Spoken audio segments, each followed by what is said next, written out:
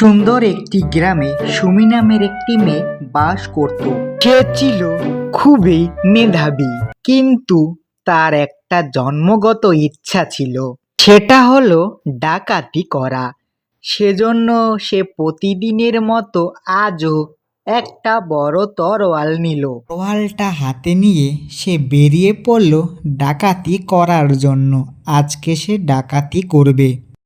কালকে তেমন ডাকাতি হয়নি, আজ দেখি তো ডাকাতি না করতে পারলে তরোয়ালটা দিয়ে ডাইরেক্ট মেরে ফেলবো। এখন আর ছেড়ে দেব না। সে ছাড় দিলে এখন আর কেউ টাকা পয়সা দেবে না, তাই এখন কন্ট্রোল না করলে ইনকাম হবে না। তাই আমাকে এখন বেরিয়ে পড়তে হবে তাড়াতাড়ি ডাকাতি করার জন্য, তাই এখানে বসে থেকে লাভ নাই। তারপর সে ডাকাতি করার জন্য হাঁটা শুরু করে। হাঁটতে হাঁটতে একটা বাড়ির সামনে আসে। সেটা ছিল তার পাশের বাড়ি, একটা প্রতিবেশীর বাড়ি। সেইখানে এসে পড়ে সে ওইখানে এসে তারপর ডাকাডাকি করে। তাকে প্রচণ্ডভাবে ডাকতেছিল। ওইখানে এসে তরোয়ালটা হাতে নিয়ে অনেক ডাকাডাকির পর সে আসে। বাড়িতে কেউ আছেন? বাড়িতে যদি থাকেন বের হন, আমি আসছি। আমার সাথে একটু তাড়াতাড়ি দেখা করুন, কথা আছে আপনার সাথে। সে যখন বের হয় তখন সে দেখতে পায় তার প্রতিবেশী এসেছে, কিন্তু অবাক হয়, কারণ তার হাতে ছিল একটা বড় বিশাল তলোয়াল। কি ব্যাপার, হঠাৎ তুমি আমার বাড়িতে, তাও আবার তরোয়াল নিয়ে? আজকাল তুমি এখন কি করে বেড়াচ্ছ? তোমাকে তো আর তেমন দেখা যায় না এখন আশেপাশে কোথাও, হঠাৎ আমার বাড়িতে কেন আবার? আপনাকে বুঝতে হবে না, ঘর থেকে যা টাকা পয়সা আছে বের করে আমাকে দিন তো, আমি যাই। কি বলছো? টাকা পয়সা দিব মানে? তুমি কি ডাকাতি করতে আসছো নাকি আমার বাড়িতে? তোমার সাহস তো বেশি অনেক। এখন টাকা পয়সা দিতে পারবো না, যাও দূর হও। বলার সাথে সাথেই পেটে ছুরিটা ঢুকিয়ে তাকে ওখানে লাশ বানিয়ে চলে যায়। এখন সে কেউকে ছেড়ে দেবে না। যে টাকা পয়সা দিতে রাজি হবে না তাকে এক কোপ দিয়ে মেরে ফেলবে।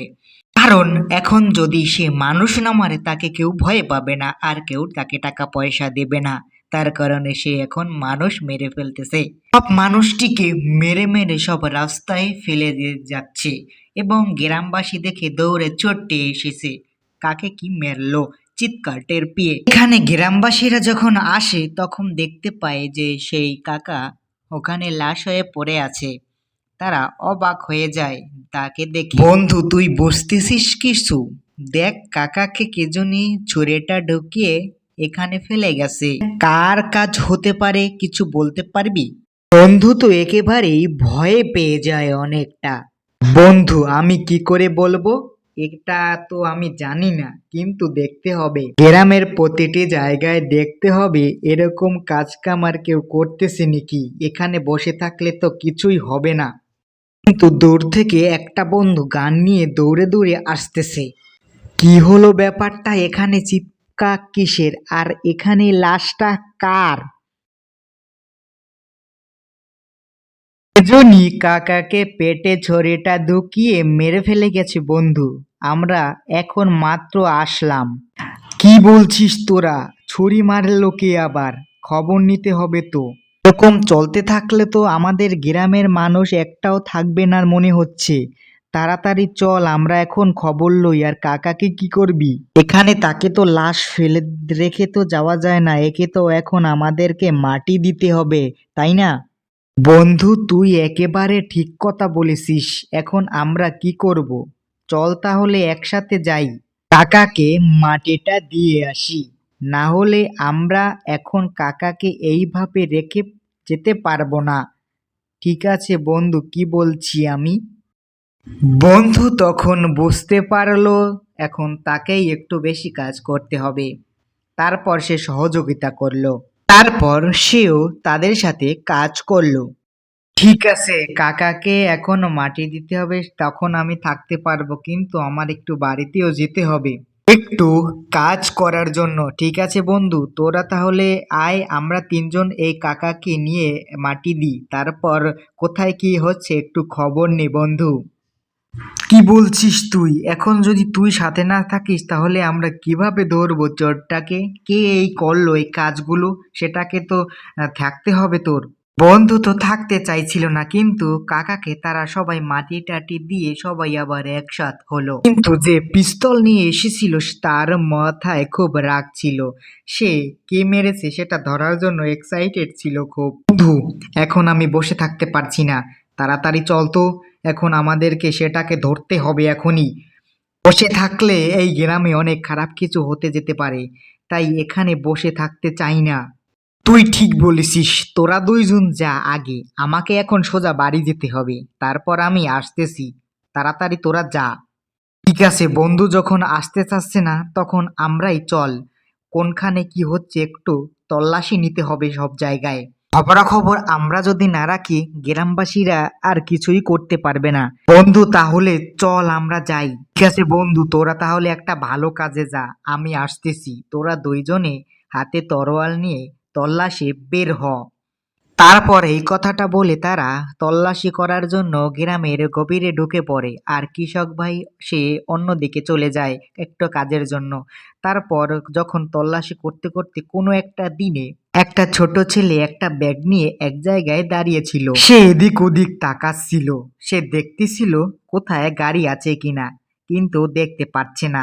সে অনেক জায়গায় চাইছিল কিন্তু কাউকে দেখতে পায় না। সে ওইখানে প্রায় ঘন্টা 2-3 বসেছিল, কাউকে যখন দেখতে পায় না তখন সে হাঁটা লাগাবে, কিন্তু তখনই একটা ঘটনা ঘটে যায়।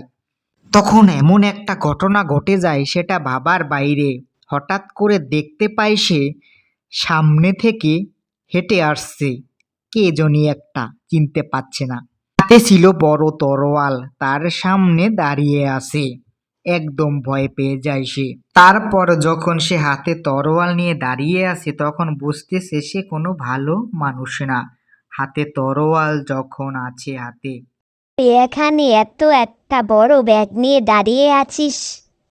তুই হচ্ছিস ছোট মানুষ, এত বড় ব্যাগ নিয়ে কোথায় যাচ্ছিস, তাও আবার আমার সামনে থেকে? তুই যদি মরতে না চাস তাহলে ব্যাগটা আমাকে দিয়ে যা, ভালো হবে তোর। কি বলছো তুমি? তোমাকে আমি ব্যাগ দেব কেন? এই ব্যাগটা আমার।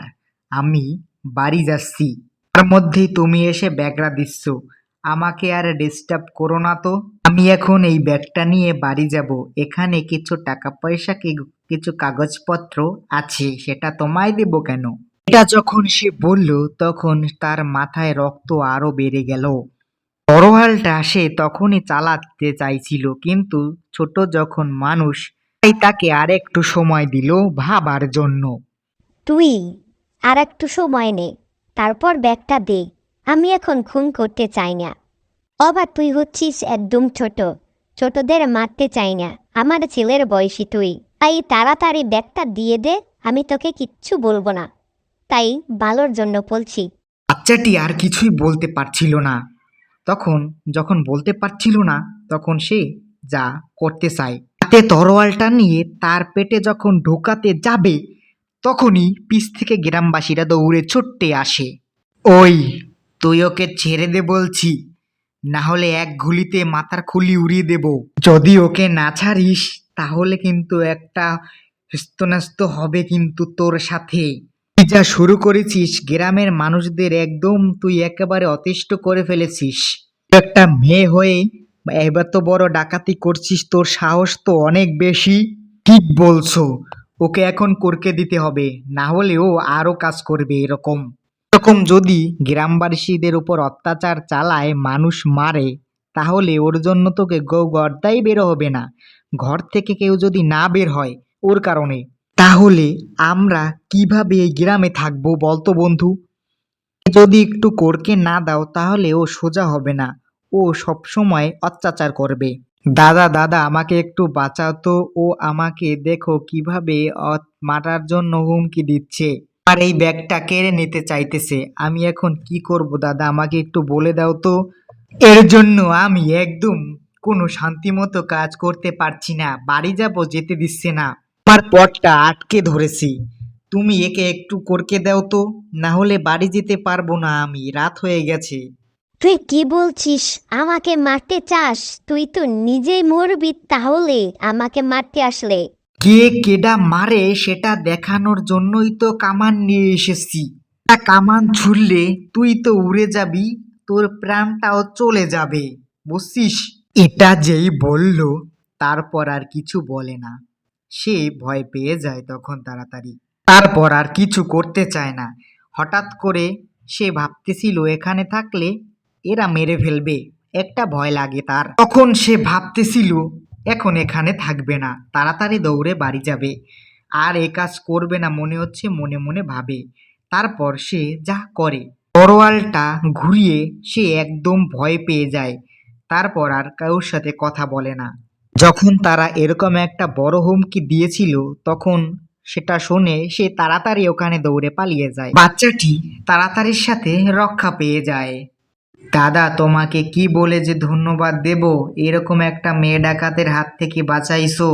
আমি এ ঋণ শোধ করতে পারবো না। সত্যি কথা বলতে কি, ব্যাগে অনেক টাকা ছিল, এই ব্যাগের ভিতর। আচ্ছা ঠিক আছে, এখন তাহলে তাড়াতাড়ি বাড়ি যা, টাকা পয়সা নিয়ে এত রাতে থাকিস না। এমন দিনকালের অবস্থা খুবই খারাপ, বুঝেছিস যা বলেছি। তাড়াতাড়ি বাসায় যা এখন। বন্ধু কিন্তু ভালো কথা বলেছে, কখনো আর টাকা পয়সা নিয়ে বের হবি না। যদি আর্জেন্ট না লাগে তখন তাড়াতাড়ির সাথে বাড়ি যাবি, ঠিক আছে?